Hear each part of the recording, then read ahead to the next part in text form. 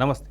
పరిపూర్ణానంద స్వామి హిందూపురం నుంచి పార్లమెంటుకి సంబంధించిన సీటు ఆశించి బీజేపీ దగ్గర సీటు ఆశించినటువంటి ఇవ్వలేకపోవడంతో భంగపడి ఇప్పుడు పొత్తును విమర్శిస్తూ చేస్తున్న వ్యాఖ్యలపై మనతో పాటు సీనియర్ జర్నలిస్ట్ సత్యమూర్తి గారు ఉన్నారు. అసలు ఈ వ్యాఖ్యలు ఎందుకు చేస్తున్నారు ఏంటో తెలుసుకుందాం. సార్ నమస్తే. నమస్కారం అండి. సార్, మొత్తానికి హిందూపురం నుంచి పార్లమెంట్ టికెట్ ఆశించాడు, కానీ అనుకున్నటువంటి ఒక పార్టీ సీట్ ఇవ్వలేదు. కానీ ఆయనకి హిందూపురం రావాల్సిన అవసరం ఏముందో తెలియదు, కానీ ఆయనకు సంబంధించిన పీఠం మాత్రం కాకినాడకు సంబంధించింది. సో ఓన్లీ విమర్శిస్తానికి మాత్రమే ఈ వ్యాఖ్యలు చేశారనుకోవాలా? ఈ రాజకీయాన్ని ఎలా చూడాలి? మీరు చాలా కొంచెం విచిత్రమైన టాపిక్ తీసుకున్నారు. అంటే విచిత్రమైన టాపిక్ అని ఎందుకంటున్నానంటే, పరిపూర్ణానంద స్వామి అనే అతను అవుట్డేటెడ్. అతను ఎప్పుడో బీజేపీలో చేరాడు. బీజేపీలో కూడా అతని కాంట్రిబ్యూషన్ ఏమీ లేదు. అతని కాంట్రిబ్యూషను బీజేపీ వాళ్ళు నెత్తనెక్కించుకొని ఊరేగాల్సినంత ఇదేమీ లేదు. అప్పట్లో ఏంటి అంటే, అప్పట్లో ఈయన కొంచెం హిందూయిజాన్ని కొంచెం బాగా తీసుకెళ్తున్నాడు ప్రజల్లోకి అన్న ఉద్దేశంతో బీజేపీ అమిత్ షా చేర్చుకున్నాడు ఇతన్ని. అమిత్ షా చేర్చుకున్న తర్వాత పరిపూర్ణానంద స్వామి ఏం చేయాలి? దాన్ని నిలబెట్టుకోవాలి కదా. అంటే బీజేపీ కార్యక్రమాల్లో పార్టిసిపేట్ చేయటం ఇవన్నీ. ఈయనకి పరిపూర్ణానంద స్వామికి ఒక టీవీ ఛానల్ కూడా ఏదో ఉండేది. ఆ ఛానల్నే ఆయన కరెక్ట్గా నడపలేకపోయాడు. దానికోసం అని చెప్పి విదేశాలకు వెళ్ళి విరాళాలు తెచ్చుకుంటూ ఉంటాడు. స్వామి కదా అని చెప్పి ఏదో అందరూ ఇస్తూ ఉంటారనమాట. అట్లా కోట్లల్లో విరాళాలు అవి తీసుకుంటూ ఉంటాడు. మరి ఆ ఛానల్ ఏమో కొంచెం నడుస్తున్నట్టేమీ లేదు. పోనీ పార్టీలో అన్న యాక్టివ్గా ఉన్నాడంటే మరి పార్టీలో కూడా పెద్ద యాక్టివ్గా ఎక్కడ కనపడలేదు. అంటే పార్టీలో యాక్టివ్గా ఉండటం అంటే ఏంటి అని అడగచ్చు మీరు. పార్టీలో యాక్టివ్గా ఉండటం అంటే జగన్మోహన్ రెడ్డి మీద పోరాటం చేయటం, అంతే కదా. ప్రభుత్వంలోని విమర్శించాలి. లేదు, సోము వీర్రాజు బాటలో నడిచేట్టయితే కట్టె విరగకుండా పాము చావకుండా సోము వీర్రాజు ఏం చేస్తాడో మీకు తెలుసు కదా. అంటే 2 తిట్లు జగన్ని తిడితే 1 తిట్టు చంద్రబాబు నాయుడిని తిడతాడు. అట్లా అన్నా ఉండాలి. అసలు ఏది లేకుండా ఆయన యాక్టివ్గా ఎక్కడా పార్టిసిపేట్ చేయలేదు. ఈ పరిస్థితుల్లో ఆయనకి టికెట్ ఎట్లా వస్తుంది? రాదు. టికెట్ వచ్చే అవకాశం లేదు. బీజేపీలో చాలామంది నాయకులు చాలామందికి టికెట్ రాలేదు. ఈ యొక్క దీన్ని మనసులో పెట్టుకొని ఇప్పుడు జనరల్గా కాషాయ వస్త్రాలు వేసుకుంటే ఏంటి అంటే కోపం ప్రదర్శించకూడదు. అంటే అన్నిటినీ అరిషడ్ వర్గాల్ని జయించాలి కదా స్వామి అంటే. ఈయన కోపాన్ని జయించలేకపోతే ఎట్లా? పైగా అసలు ఆ లాంగ్వేజే కరెక్ట్గా యూజ్ చేయలేదు. అంటే ఒక స్వామి వాడే భాష కాదు అది. పోనీ రాజకీయ నాయకుడు మాట్లాడే భాష కూడా కాదు. ఆయన మెయిన్గా ఏంటి అంటే ఆయనకి టికెట్ రాలేదు. టికెట్ ఆయనకి కదా, చాలామందికి రాలేదు. ఆయన ఏం చేస్తున్నాడు? నాకు టికెట్ రాలేదు కదా, నేను మొత్తం బీజేపీని, తెలుగుదేశాన్ని, జనసేనని మొత్తాన్ని ఓడిస్తానంటున్నాడు. ఇది ప్రధానంగా అక్కడ ఆంధ్రప్రదేశ్లో ఉన్న డెమోక్రసీ లవర్స్ అభ్యంతరం చెప్తున్నారు. అంటే ఆయన అనేది ఏంటి? నేను ఇండిపెండెంట్గా పోటీ చేస్తాను. దాదాపు ఒక 25-26 మంది నా శిష్యులు ఉన్నారు. వాళ్ళందరినీ కూడా పోటీ పెడతాను. వాళ్ళందరినీ కూడా పోటీ పెట్టి ఒక 5,000 ఓట్లు 10,000 ఓట్లు చీల్చేస్తే మొత్తం తెలుగుదేశం, జనసేన, బీజేపీ అందరూ ఓడిపోతారు అని చెప్తున్నాడు. ఆయనకంత పరిపూర్ణానందకి అంత శక్తి ఉందని నేనైతే అనుకోవట్లేదు. కానీ ఆయన మాటలు చూస్తే ఓకే, మాటల వరకే చూద్దాం. తర్వాత ఆయన 10,000 ఓట్లు జీలుస్తాడా, 1,00,000 ఓట్లు జీలుస్తాడా, మొత్తం 26 మంది క్యాండిడేట్లను పెట్టి 26 మందిని గెలిపించుకుంటాడా తర్వాత విషయం. కానీ ఇక్కడ ఏంటి అంటే ఇప్పుడు జగన్మోహన్ రెడ్డి దౌర్జన్యానికి రాష్ట్రం బలైపోతున్నది. జగన్మోహన్ రెడ్డి దోపిడీకి రాష్ట్రం ప్రజలు మొత్తం విలవిల్లాడుతున్నారు.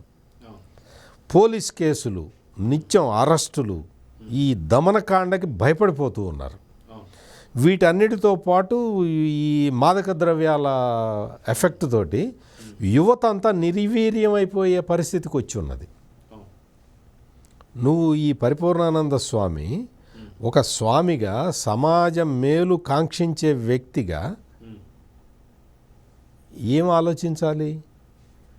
యువత నిర్వీర్యం కాకుండా కాపాడాలి, దళితులు బలహీన వర్గాల వాళ్ళని ఈ అట్రాసిటీల నుంచి కాపాడాలి. అంతెందుకు, వైసీపీ ఆధ్వర్యంలో వైసీపీ ప్రభుత్వ హయాంలో దాదాపు 8 మంది బ్రాహ్మణుల మీద దౌర్జన్యాలు చేశారు. వైసీపీ నాయకులు వచ్చి గుళ్ళోకి వచ్చి చితక్కొట్టారు బ్రాహ్మణుల్ని. పంచరామక్షేత్రం భీమవరం దగ్గర పంచరామక్షేత్రంలో అయితే బ్రాహ్మడి మీద దాడి చేసి పవిత్రమైన యజ్ఞోపవీతాన్ని తెంచేశాడు ఒక వైసీపీ నాయకుడు. మరి పరిపూర్ణానంద స్వామికి ఈ దేవాలయాల మీద జరుగుతున్న దాడులు, అర్చకుల మీద జరుగుతున్న దాడులు, బ్రాహ్మణ వర్గం మీద అణచివేత ఇవేవీ కనపడలేదా? నీకు దళితుల్ని బలహీన వర్గాల్ని అణిచివేస్తున్న విధానం నీకు కనపడలేదా? నీకు ఈ డ్రగ్స్ తోటి సమాజాన్ని నింపేస్తున్న విధానం నీకు కనపడలేదా? అంటే అసలు లా అండ్ ఆర్డర్ లేని పరిస్థితి ఆంధ్రప్రదేశ్లో కనపడుతూ ఉంటే స్పష్టంగా, ఆర్థిక అభివృద్ధి లేకపోతే, అభివృద్ధి అసలు ఆర్థిక అభివృద్ధి పక్కన పెట్టండి, మామూలు రోడ్లు కూడా వేయలేని పరిస్థితి ఉంటే పరిపూర్ణానంద స్వామి కనపడలేదా?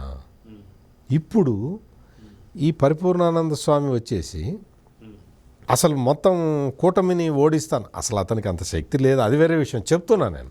మాట్లాడే మాటలు అంటే ఎవరికి హెల్ప్ చేస్తావు? జగన్మోహన్ రెడ్డికి హెల్ప్ చేస్తావా?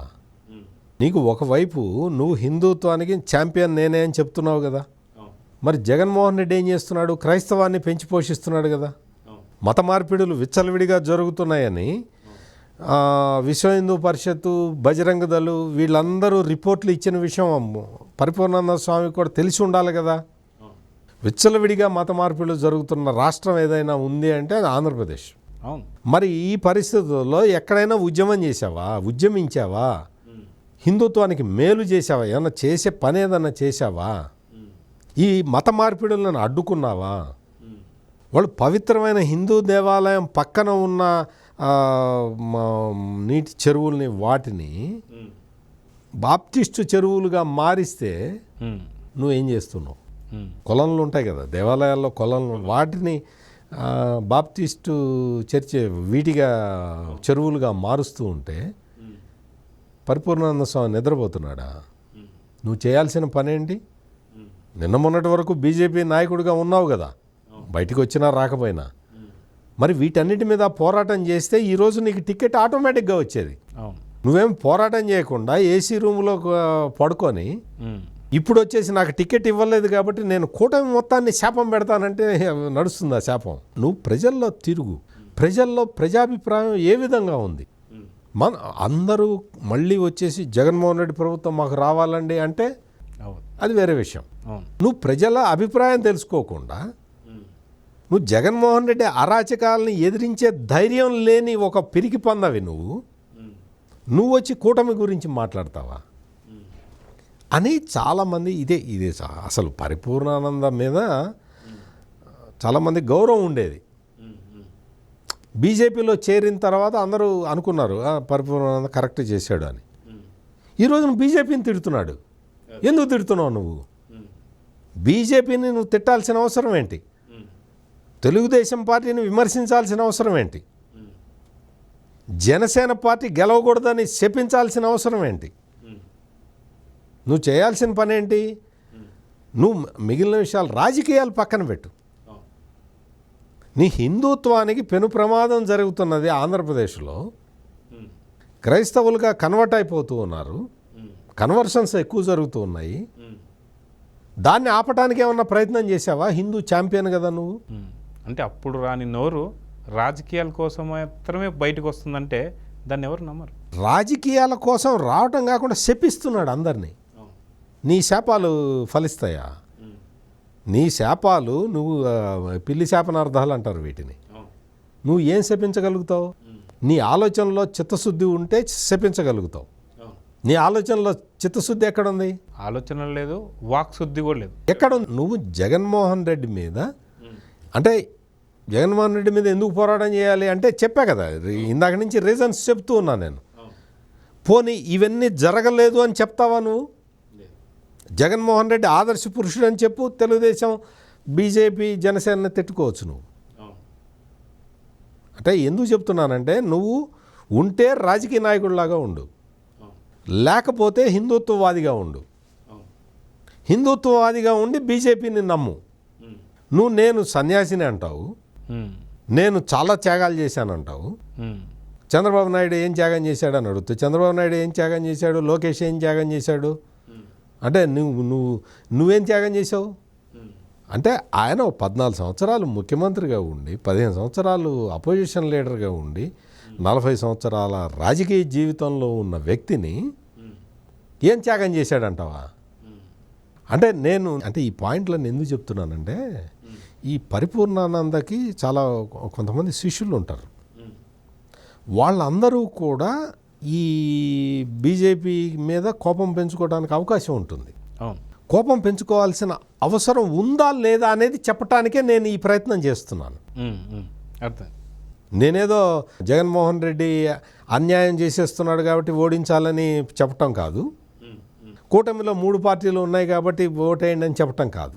నేను చెప్పే పాయింట్ ఏంటంటే, రాష్ట్రానికి నష్టం జరుగుతున్నది, ఆ నష్టం కళ్ళ ముందు ఉన్నది.